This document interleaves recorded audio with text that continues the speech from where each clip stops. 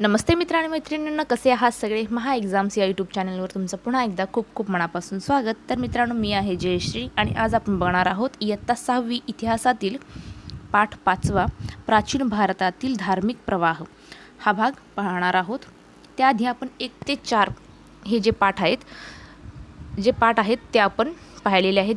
जर व्हिडिओ पाहिला नसेल तर मी त्या व्हिडिओची लिंक डिस्क्रिप्शन बॉक्समध्ये देईल, जाऊन चेक करा. चला तर मग आजच्या आपल्या विषयाकडे वळूयात. त्याआधी जर तुम्ही माझ्या चॅनलला अजूनही सबस्क्राईब केलं नसेल तर प्लीज सबस्क्राईब करा, शेअर करा आणि लाईक करा. चला तर मित्रांनो, वळूयात आपल्या विषयाकडे. तर प्रथम पाहूयात आपण जैन धर्म. जैन धर्म हा भारतातील प्राचीन धर्मापैकी एक धर्म आहे. या धर्मात अहिंसा या तत्वाला महत्त्व दिलेले आहे. पहा, जैन धर्म हा भारतातील प्राचीन धर्मापैकी एक धर्म आहे. या धर्मात अहिंसा या तत्वाला अत्यंत महत्त्व दिलेले आहे. धर्मज्ञान प्रकट करण्यास जैन धर्मात तीर्थंकर असे म्हणतात.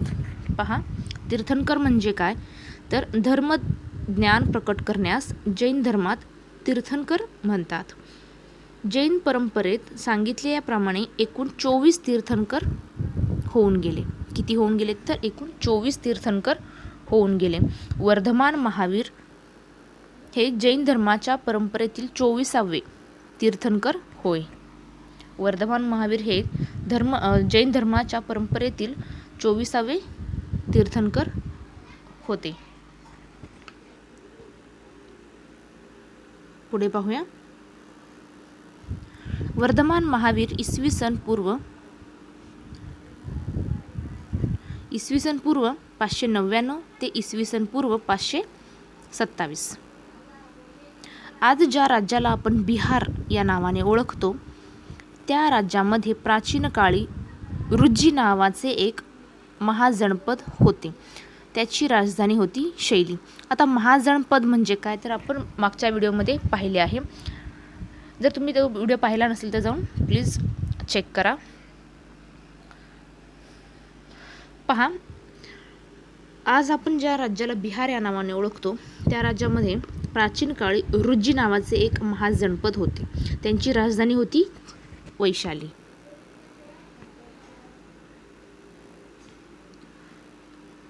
वैशाली नगराचा एक भाग असलेल्या कुंडग्राम येथे वर्धमान महावीर यांचा जन्म झाला.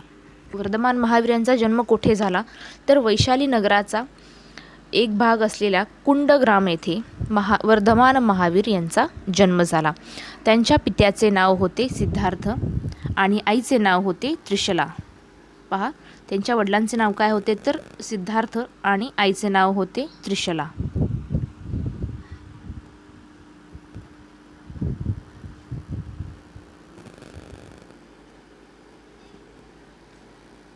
वर्धमान महावीर यांनी ज्ञानप्राप्तीसाठी घरादाराचा त्याग केला. 12.5 वर्षे तपश्चर्या केल्यानंतर त्यांना ज्ञानप्राप्ती झाली. हे ज्ञान केवळ म्हणजे विशुद्ध स्वरूपाचे होते, म्हणून त्यांना केवली असेही म्हटले जाते. बघा, वर्धमान महावीरांनी ज्ञानप्राप्तीसाठी आपल्या घरादाराचाही त्याग केला. त्यांनी 12.5 वर्ष तपश्चर्या केल्यानंतर त्यांना ज्ञानप्राप्ती झाली. हे ज्ञान केवल म्हणजे विशुद्ध स्वरूपाचे होते, म्हणून त्यांना केवली असेही म्हटले जाते. शरीराला सुखकारक वाटणाऱ्या गोष्टींनी होणारा आनंद आणि त्रासदायक गोष्टींनी होणारी पीडा यांचा स्वतःवर काहीही परिणाम होऊ न देणे म्हणजे विकारांवर विजय मिळवणे.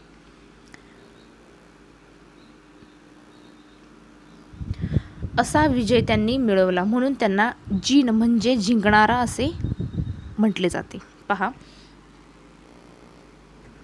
शरीराला सुखकारक वाटणाऱ्या गोष्टींनी होणारा आनंद आणि त्रासदायक गोष्टींनी होणारी पीडा यांचा स्वतःवर काहीही परिणाम न होणे म्हणजे विकारांवर विजय मिळवणे.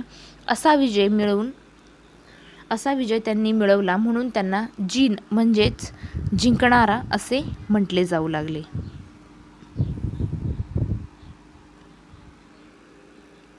पुढे पाहूया. जीन या जीन शब्दापासून जैन हा शब्द तयार झाला. जैन हा शब्द कोणत्या शब्दापासून झाला तर जीन शब्दापासून जैन हा शब्द तयार झालेला आहे. विकारांवर विजय मिळवणारे महान वीर म्हणून वर्धमान यांना महावीर म्हटले गेले किंवा महावीर म्हटले जाते. बघा, विकारांवर विजय मिळवणारे महान वीर म्हणून वर्धमान यांना महावीर असे म्हटले जाते. लोकांना धर्म सहजपणे कळावा म्हणून वर्धमान महावीर अर्धमागधी या लोकभाषेतून लोकांशी संवाद साधत. पहा, लोकांना धर्म सहजपणे कळावा म्हणून वर्धमान महावीर यांनी अर्धमागधी या लोकभाषेतून लोकांशी संवाद साधला किंवा साधत असे. त्यांनी सांगितलेला धर्म हा शुद्ध आचरणावर भर देणारा होता.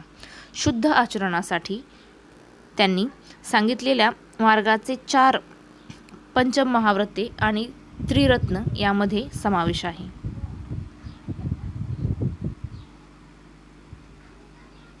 पंचमहाव्रते आणि त्रिरत्ने यांच्यामध्ये सामावलेले आहे.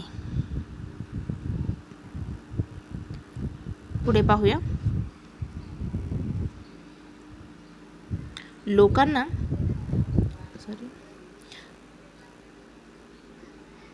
लोकांना उपदेश करण्यासाठी तीर्थंकराच्या ज्या सभा होत त्यांना समवसरण असे अर्धमागधी भाषेत मिळत असे.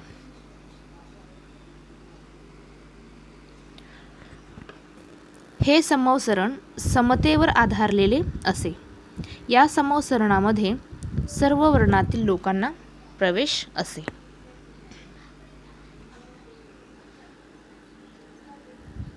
पुढे पाहूया. पंचमहाव्रते.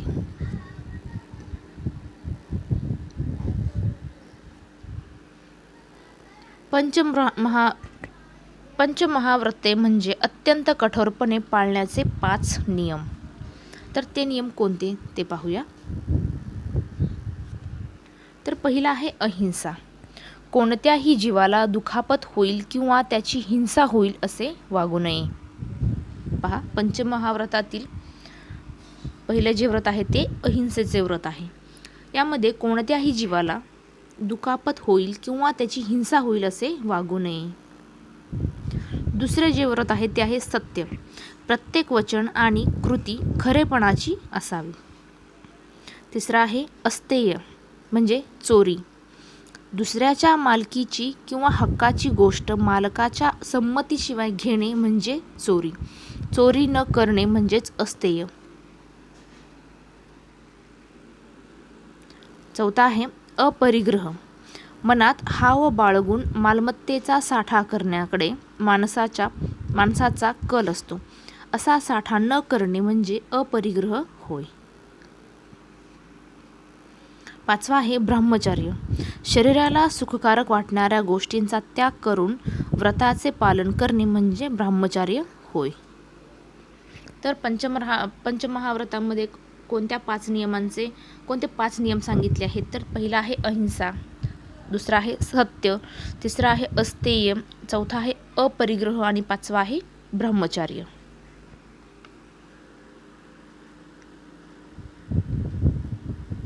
पुढे पाहूया त्रिरत्ने. त्रि म्हणजे काय तर 3 रत्ने. तर पहिला आहे सम्यक दर्शन, दुसरा आहे सम्यक ज्ञान आणि तिसरा आहे सम्यक चरित्र. हे 3 तत्वे सम्यक याचा अर्थ संतुलित असा होतो. पहा, सम्यक म्हणजे काय तर संतुलित असा त्याचा अर्थ होतो. त्यातील पहिला पाहूया सम्यक दर्शन. यामध्ये तीर्थंकराच्या उपदेशातील सत्य जाणून घेऊन त्यावर श्रद्धा ठेवणे. सम्यक दर्शनामध्ये तीर्थंकराच्या उपदेशातील सत्य जाणून घेऊन त्यावर श्रद्धा ठेवणे. दुसरा आहे सम्यक ज्ञान. तीर्थंकराच्या उपदेशाचा आणि तत्वज्ञानाचा नित्य अभ्यास करून त्याचा सखोल अर्थ समजून घेणे. हे आहे सम्यक ज्ञान. तिसरा आहे सम्यक चारित्र्य. यामध्ये पंचमहाव्रतांचे काटेकोर आचरण करणे. तर हे होती त्रिरत्ने. कोणती? तर सम्यक दर्शन, सम्यक ज्ञान, सम्यक चारित्र्य. पुढे पाहूया उपदेशाचे सार.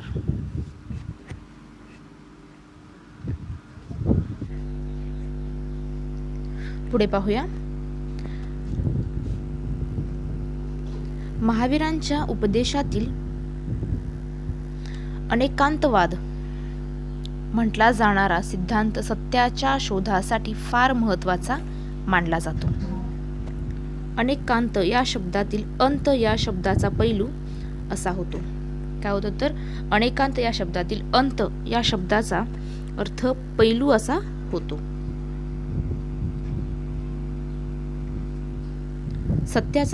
सत्याचा शोध घेताना विषयाच्या केवळ एखाद दुसऱ्या पैलूंवर लक्ष देऊन निष्कर्ष काढण्यास सत्याचे पूर्ण ज्ञान होऊ शकत नाही. म्हणून त्या विषयाच्या अनेक पैलूंकडे लक्ष देणे आवश्यक असते, असे या सिद्धांतात मांडण्यात आलेले आहे. पहा, महावीरांच्या उपदेशातील अनेकांतवाद म्हटला जाणारा सिद्धांत सत्याच्या शोधासाठी फार महत्त्वाचा मानला जातो. अनेकांत या शब्दातील अंत या शब्दाचा पैलू असा अर्थ होतो. सत्याचा शोध घेताना विषयाच्या केवळ एखाद दुसऱ्या पैलूंवर लक्ष देऊन निष्कर्ष काढण्यास सत्याचे पूर्ण ज्ञान होऊ शकत नाही. म्हणून त्या विषयाच्या अनेक पैलूंकडे लक्ष देणे आवश्यक असते, असे या सिद्धांतात मांडण्यात आलेले आहे. या सिद्धांतामुळे समाजामध्ये स्वतःच्या मतांविषयी दुराग्रह धरण्याची वृत्ती राहत नाही. इतरांच्या मताविषयी सहिष्णुता निर्माण होते. पहा, या सिद्धांतामुळे समाजामध्ये स्वतःच्या मतांविषयी दुराग्रह धरण्याची वृत्ती राहत नाही, तसेच इतरांच्या मतांविषयी सहिष्णुता निर्माण होते. पुढे पाहूया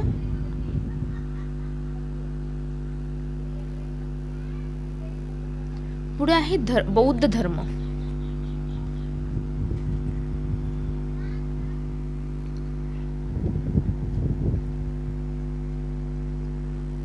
बौद्ध धर्माचा प्रसार भारत आणि भारताबाहेर अनेक देशांमध्ये झाला. गौतम बुद्ध हे बौद्ध धर्माचे संस्थापक होते. पुढे पाहूया गौतम बुद्धांविषयी माहिती जाणून घेऊया. तर गौतम बुद्ध इसवी सन पूर्व 563 ते इसवी सन पूर्व 483 इतका त्यांचा कालावधी होता. तर गौतम बुद्धांचा जन्म नेपाळमधील लुंबिनी वनात झाला. गौतम बुद्धांचा जन्म कुठे झाला? तर नेपाळमधील लुंबिनी वनामध्ये झाला. त्यांच्या पित्याचे नाव होते शुद्धोधन आणि आईचे नाव होते मायादेवी. पहा, वडिलांचे नाव काय होते? तर शुद्धोधन आणि आईचे नाव होते मायादेवी. गौतम बुद्धांचे मूळ नाव होते सिद्धार्थ. गौतम बुद्धांचे मूळ नाव काय होते? तर सिद्धार्थ असे होते. त्यांना मानवी जीवनाचे संपूर्ण ज्ञान प्राप्त झाले होते, म्हणून त्यांना बुद्ध असे म्हटले गेले. पहा, गौतम बुद्धांना बुद्ध का म्हटले जाते? तर त्यांना मानवी जीवनाचे संपूर्ण ज्ञान प्राप्त झाले होते, म्हणून त्यांना बुद्ध असे म्हटले गेले.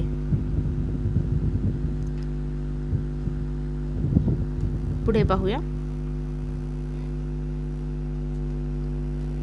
मानवी जीवनात दुःख का आहे हा प्रश्न त्यांना पडला होता. त्याचे उत्तर शोधण्यासाठी त्यांनी घरादाराचा त्याग केला. एका वैशाखी पौर्णिमेला बिहारमधील गया शहरापासून जवळच असलेल्या उर्वेला, कोठे? तर उर्वेला या ठिकाणी एका पिंपळाच्या झाडाखाली ते ध्यानस्थ बसले होते. पहा, एका वैशाखी पौर्णिमेला बिहारमधील गया शहरातील उर्वेला या ठिकाणी एका पिंपळाच्या झाडाखाली ते ध्यानस्थ बसले होते. त्यावेळी त्यांना बोधी प्राप्त झाली. बोधी म्हणजे सर्वोच्च ज्ञान. बोधी म्हणजे काय?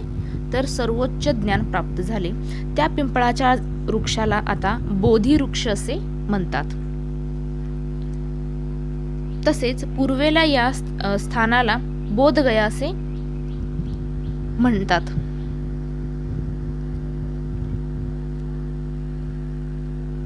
बघा, बोधी ज्या वेळेला ते ध्यानस्थ बसले होते, एका पिंपळाच्या झाडाखाली ते ध्यानस्थ बसले असताना त्यांना बोधी प्राप्त झाली. बोधी म्हणजे काय तर सर्वोच्च ज्ञान.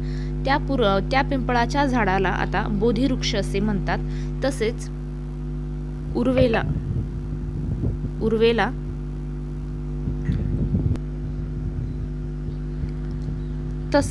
उर्वेला या स्थानाला बोधगया असे म्हणतात.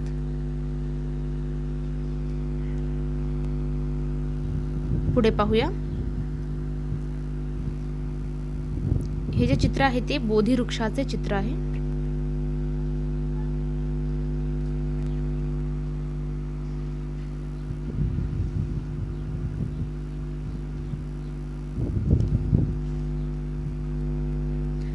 त्यांनी त्यांचे पहिले प्रवचन वाराणसीजवळ सारनाथ येथे दिले. गौतम बुद्धांनी आपले पहिले प्रवचन कुठे दिले तर वाराणसीजवळील सारनाथ येथे त्यांनी आपले प्रथम किंवा पहिले प्रवचन दिले. या प्रवचनात त्यांनी जो उपदेश केला त्याच धम्म असे म्हटले जाते. पहा, या प्रवचनात त्यांनी जो उपदेश केला त्याला धम्म असे म्हटले जाते.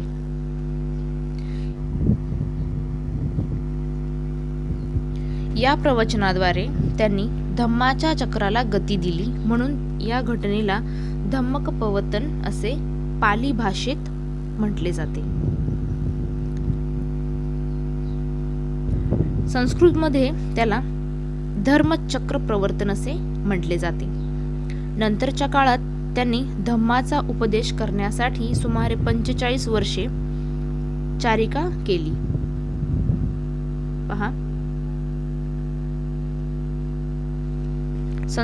धम्मकपवतन असे पाली भाषेत म्हटले जाते.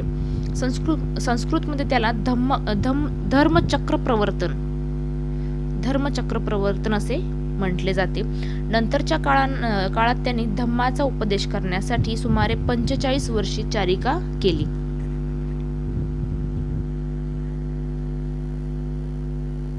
आता चारिका म्हणजे काय तर चारिका म्हणजे पायी फिरणे.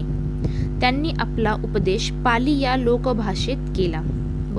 गौतम बुद्ध यांनी आपला उपदेश कोणत्या लोकभाषेतून केला तर पाली या लोकभाषेमध्ये केला. बौद्ध धम्मामध्ये बुद्ध, धम्म आणि संघ यांना शरण जाण्याची संकल्पना महत्वाची आहे. या संकल्पनेला त्रिशरण असे म्हणतात. त्रिशरण का म्हणतात तर बुद्ध, धम्म आणि संघ या तीन शरण जाण्याची जी संकल्पना आहे त्या संकल्पनेला त्रिशरण असे म्हणतात. त्यांनी सांगितलेले धम्माचे सार पुढील प्रमाणे पाहूया.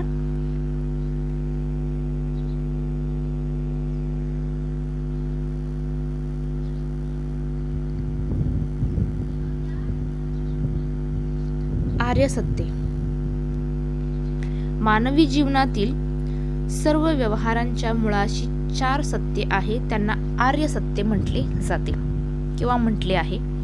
आर्य सत्य म्हणजे काय तर मानवी जीवनातील सर्व व्यवहारांच्या मुळाशी 4 सत्य आहेत. त्यांना आर्य सत्य असे म्हटले आहे. तर ती 4 सत्य कोणती ते पाहूया.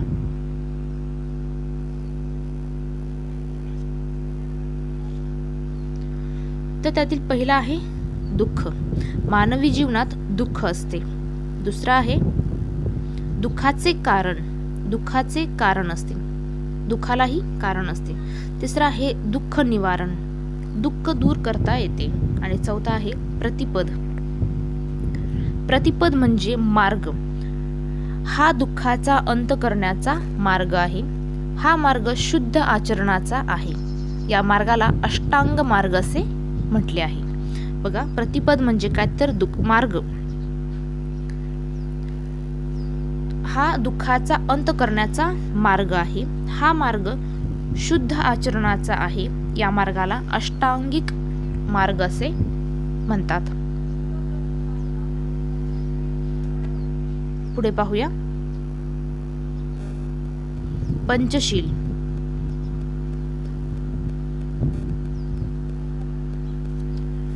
गौतम बुद्धांनी 5 नियमांचे पालन करण्यास सांगितले. त्या 5 नियमांना पंचशील असे म्हणतात. त्यातील पहिला आहे प्राण्यांची हत्या करण्यापासून दूर राहणे. दुसरा आहे चोरी करण्यापासून दूर राहणे. तिसरा आहे अनैतिक आचरणापासून दूर राहणे. आणि चौथा आहे असत्य बोलण्यापासून दूर राहणे. आणि पाचवा आहे मादक पदार्थांच्या सेवनापासून दूर राहणे. असे पंचशील गौतम बुद्धांनी किंवा 5 नियम गौतम बुद्धांनी सांगितलेले आहे. कोणते प्राण्यांची हत्या करण्यापासून दूर राहणे. दुसरा आहे चोरी करण्यापासून दूर राहणे.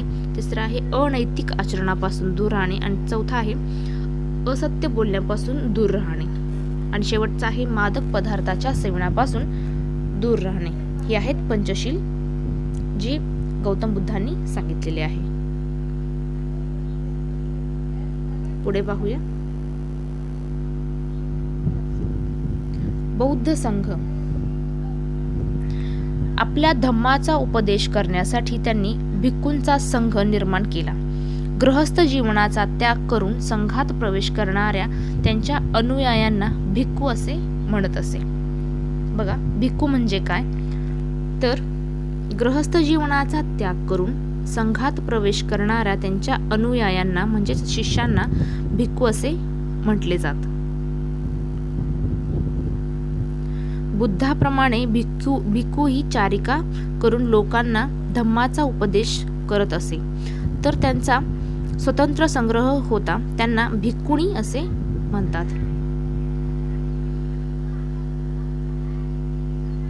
बघा,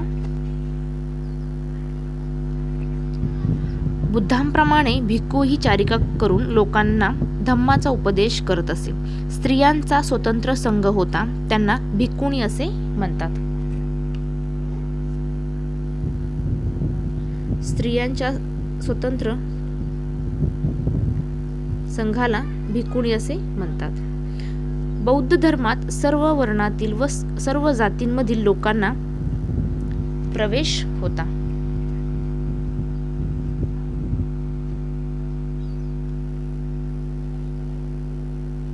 इथे अष्टांग मार्ग दिलेला आहे, ते पाहूया. पहिला आहे सम्यक दृष्टी. 4 आर्य सत्यांचे पालन होय. सम्यक संकल्प, हिंसा वगैरे तत्वांचा त्याग होय. त्यानंतर सम्यक वाचा, असत्य, चहाडी, कठोरता आणि निरर्थक बडबड न करणे. चौथा आहे सम्यक कर्मांत. प्राण्यांची हत्या, चोरी आणि स्वैराचार यांच्यापासून दूर राहणे. पाचवा आहे सम्यक आजीव, उपजीविका गैरमार्गाने न करता योग्य मार्गाने करणे. सहावा आहे सम्यक व्यायाम. व्यायाम म्हणजे प्रयत्न करणे होय. वाईट कर्मे उत्पन्न होऊ नये, उत्पन्न झाली असल्यास त्यांचा त्याग करावा. चांगली कर्मे उत्पन्न व्हावी, तसेच उत्पन्न झाली असल्यास ती नष्ट होऊ नये यासाठी प्रयत्न करणे. पुढचा आहे 7वा सम्यक स्मृती. मन एकाग्र करून लोभ वगैरे विकारांना दूर करणे आणि आपले चित्त वगैरेंना योग्य रीतीने समजून घेणे. आणि 8वा आहे सम्यक समाधी. चित्त एकाग्र करून ध्यानाचा अनुभव घेणे, त्याला सम्यक समाधी म्हणतात. पुढे पाहूया उपदेशाचे सार. गौतम बुद्धांनी मानवी बुद्धीच्या स्वातंत्र्याची घोषणा केली. वर्ण वगैरेंच्या आधारे मांडली जाणारी विषमता नाकारली. जन्माने कोणी श्रेष्ठ वा कनिष्ठ ठरत नाही, तर आचरणावरूनच श्रेष्ठ कनिष्ठता ठरते. छोटीशी चिमणी देखील आपल्या घरट्यात स्वच्छंदपणाने चिवचिव करते. हे त्यांचे वचन विख्यात आहे. ते स्वतंत्र आणि समता या मूल्यांविषयीचे त्यांचे चिंतन दर्शविते. त्यांनी पुरुषांच्या प्रमाणे स्त्रियांनाही स्वतःची उन्नती करण्याचा अधिकार आहे असा उपदेश केला.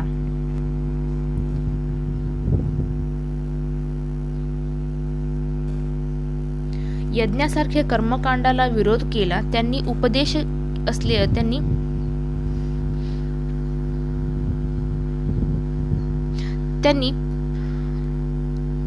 उपदेशवलेली प्रज्ञाशील इत्यादी मूल्ये मानवाचे कल्याण साधणारी आहे. सर्व प्राणी मित्रांविषयीची करुणा हे त्यांच्या व्यक्तिमत्वाचे असाधारण वैशिष्ट्य होते. पुढे पाहूया. ज्यू धर्म.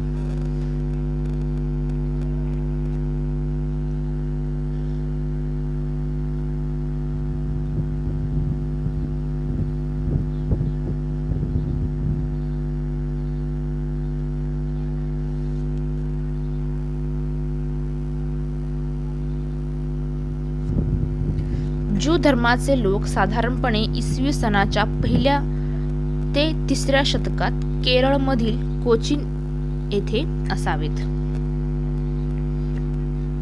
ज्यू धर्माला यहुदी धर्म असेही म्हटले जाते. पहा, ज्यू धर्माला यहुदी धर्म असेही म्हटले जाते. देव एकच आहे असे ज्यू धर्मीय मानतात.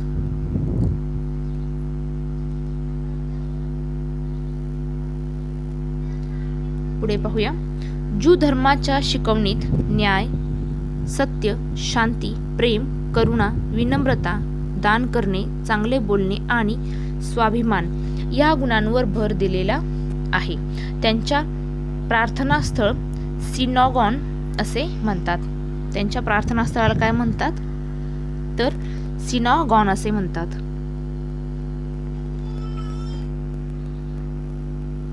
पुढील प्रमाणे त्याचे चित्र आहे सिनॉगॉन यांचे. ज्यू लोकांच्या धर्मस्थळाला काय म्हणतात, प्रार्थनास्थळाला काय म्हणतात तर सिनॉगॉन असे म्हणतात. तर हे चित्र सिनॉगॉनचे आहे.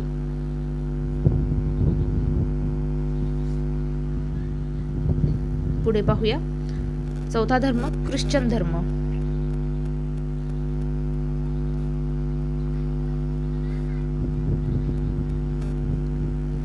ख्रिश्चन धर्माची स्थापना येशू ख्रिस्त यांनी केली. येशू ख्रिस्तांच्या 12 शिष्यांपैकी एक असणारे सेंट थॉमस हे इसवी सनाच्या 1 शतकात केरळमध्ये आले. पहा, ख्रिश्चन धर्माची स्थापना येशू ख्रिस्त यांनी केली. येशू ख्रिस्तांच्या 12 शिष्यांपैकी असणारे एक म्हणजे सेंट थॉमस हे इसवी सनाच्या 1 शतकात कोठे आले तर केरळमध्ये आले. त्यांनी त्रिचूर जिल्ह्यातील पल्लियूर येथे इसवी सन 52 मध्ये चर्चची स्थापना केली. पहा, त्यांनी त्रिचूर जिल्ह्यातील पल्लियूर येथे इसवी सन 52 मध्ये चर्चची स्थापना केली. कोणी तर सेंट थॉमस यांनी कोठे केली? केरळमधील त्रिचूर जिल्ह्यातील पल्लियूर येथे. पुढे पाहूया. येशू ख्रिस्त हे देवाचे पुत्र असून मानवजातीच्या उद्धारासाठी पृथ्वीवर आलेले होते असे मानले जाते. आपण सर्वांवर प्रेम केले पाहिजे, अगदी शत्रूवर देखील. चुकलेल्यांना क्षमा केली पाहिजे असे ख्रिश्चन धर्मामध्ये सांगितलेले आहे. बायबल हा ख्रिश्चन धर्माचा पवित्र धर्मग्रंथ आहे. ख्रिश्चन लोकांच्या प्रार्थनास्थळाला चर्च असे म्हटले जाते. पहा, ख्रिश्चन धर्माचा पवित्र ग्रंथ कोणता आहे तर बायबल, आणि ख्रिश्चन लोकांच्या प्रार्थनास्थळाला चर्च असे म्हटले जाते.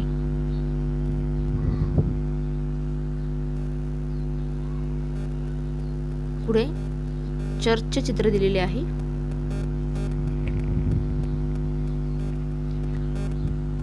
पुढे पाहूया. 5वा धर्म इस्लाम धर्म.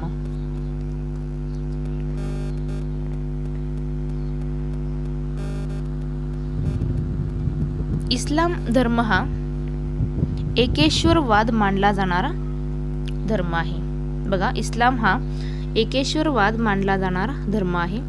अल्लाह एकच असून मुहम्मद पैगंबर यांचे प्रेषित आहे. ईश्वराचा संदेश पैगंबरामार्फत पवित्र कुराण या धर्मग्रंथामध्ये प्रकट झालेला आहे.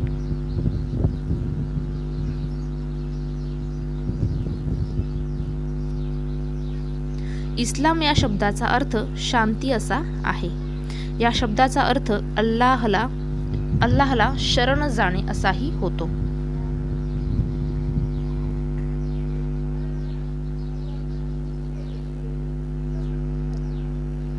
मानवाने आयुष्यात कसे वागावे याचे मार्गदर्शन पवित्र कुराण या ग्रंथात केले आहे.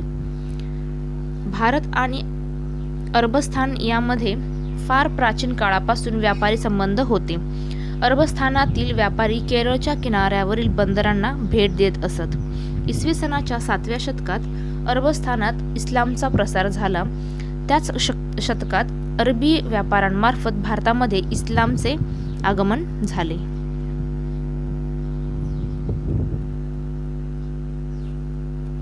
पुढे पाहूया. इस्लाम धर्माच्या प्रार्थना स्थळाला मशीद असे म्हणतात.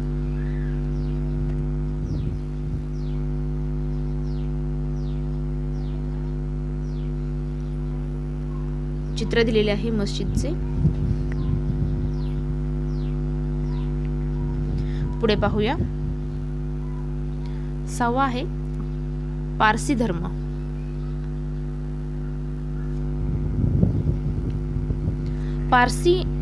पारसी लोक आणि वैदिक संस्कृतीचे लोक यांच्यामध्ये प्राचीन काळापासून संबंध होते. पारसी धर्माचा पवित्र ग्रंथाचे नाव अवेस्ता असे आहे. पारसी धर्माचा पवित्र ग्रंथ कोणता तर अवेत्सा आहे. ऋग्वेद आणि अवेत्सा यातील भाषेमध्ये साम्य आहे.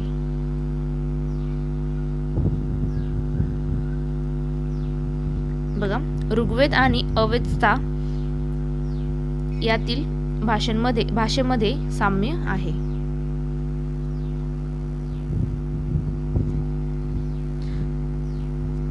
पारसी लोक इराणच्या पार्स किंवा फार्स नावाच्या प्रांतातून भारतात आले, त्यामुळे त्यांना पारसी या नावाने ओळखले जाते. ते प्रथम गुजरातमध्ये आले. ते इसवी सनाच्या 8व्या शतकात आले असावे असे काहींचे मत आहे.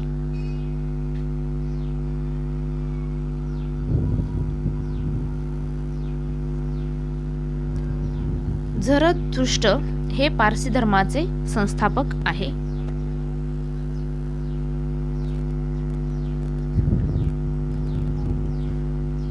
अहुर मज्जद या नावाने त्यांच्या देवाचा उल्लेख केला जातो. कोणत्या नावाने तर अहुर मज्जद या नावाने त्यांच्या देवाचा उल्लेख केला आहे किंवा केला जातो. पारसी धर्मामध्ये अग्नी आणि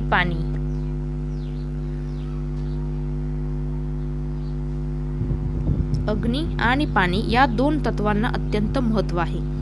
त्यांच्या देवळामध्ये पवित्र अग्नी प्रज्वलित केलेला असतो. त्या देवळांना अग्यारी असे म्हणतात.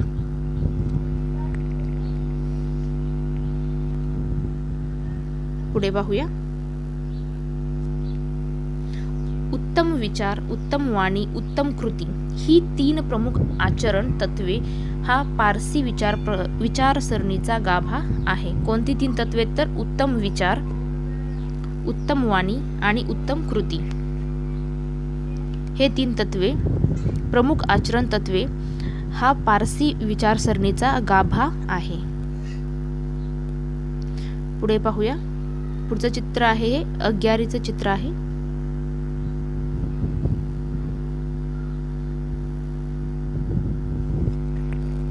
तर मित्रांनो, तुम्हाला आजचा व्हिडिओ कसा वाटला नक्की कमेंट करून कळवा. व्हिडिओ आवडला असेल तर प्लीज व्हिडिओला लाईक करा, शेअर करा आणि सबस्क्राईब केलं नसेल चॅनेलला तर प्लीज सबस्क्राईब करा. चला तर मित्रांनो, थांबूया इथेच. भेटूया पुढच्या व्हिडिओमध्ये. तोपर्यंत धन्यवाद.